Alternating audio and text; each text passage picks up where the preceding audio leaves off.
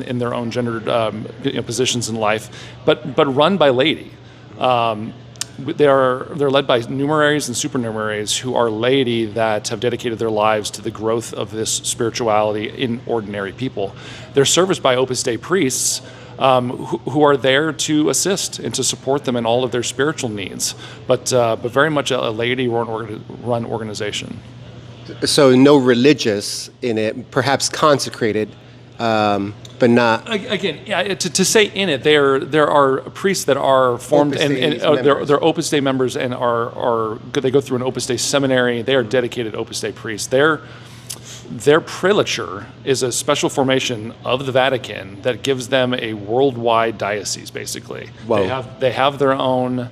The prelate was a bishop for a while. Right now, it's a Monsignor who has purview over the globe because they're meeting people where they're at. It's not a diocesan specific thing, and so you can find members of the work around the world, and there are different centers where they're looking to form people in their daily lives.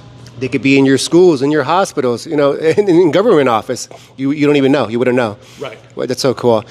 I met a couple throughout in my early 20s, and I thought it was kind of just a devotion, like many people have a devotion to St. Joseph, etc. I thought it was just a devotion. I didn't realize it was a whole fraternal movement.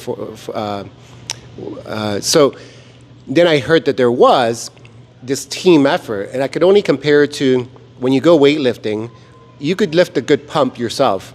But we all know when you go with a bro, or when you have two other bros that are hitting you, and you can do it. All of a sudden, 20% more strength, more things that you could lift. It's a great group of guys that I've come to know over the last year. I'm not even really a formal member of the work, but the numeraries, supernumeraries, and the other people associated, the people that I see at adorations and workshops and retreats, these are great men that are pulling each other along and supporting each other on their journey. I get calls just to check in and see how I'm doing. And like how's my faith? How's my family life? How's work going? We meet up for lunch. It's a good Catholic support group.